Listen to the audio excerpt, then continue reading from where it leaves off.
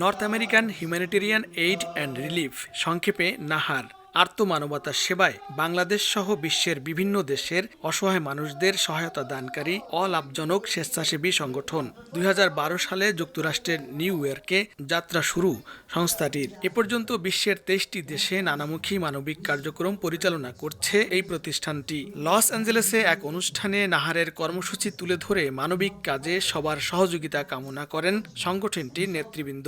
বর্তমানে তুর্কিতে আমরা কাজ করেছি, গাজায় কাজ করতেছি, সুদান, ইয়েমেন, সিরিয়া সহ আফ্রিকার অনেকগুলো দেশে আমরা কাজ করি। এখন টোটাল 23টা দেশে আমরা কাজ করি আর কি। আমাদের সারা পৃথিবীতে প্রায় 10,000 এতিমকে আমরা এখন টেক কেয়ার করি, অরফ্যানদেরকে আর কি। যেখানে মানবিক বিপর্যয় হচ্ছে, সেটা যে ধরনের হোক, বন্যা, দুর্গত এলাকা, আর্থকুইক এবং যুদ্ধ বিধ্বস্ত যত এলাকা, গাজা সহ সকল জায়গার অসহায় মানুষের জন্য নাহার আন্তরিকভাবে কাজ করে যাচ্ছে, অনেক গ্রাউন্ডে কাজ করে যাচ্ছে। নাহারের মতো একটি রিলিফ অর্গানাইজেশনকে আমাদেরকে সহযোগিতা করা দরকার। এখানে যারা স্প্যানিশ কমিউনিটির কনভার্টেড মুসলিম, তাদের জন্য আমরা একটা কোরবানি দিয়েছিলাম এবং তাদের প্রত্যেকের প্রায় 50টা ফ্যামিলিতে আমরা কোরবানির গোশত পৌঁছেছিলাম।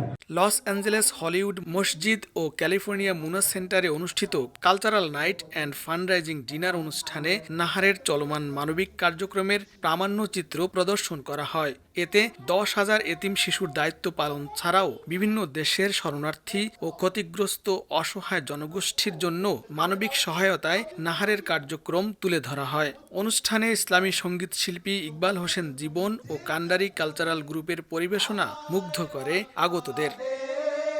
লস্কর আল মামুন, সময় সংবাদ, লস অ্যাঞ্জেলেস, যুক্তরাষ্ট্র।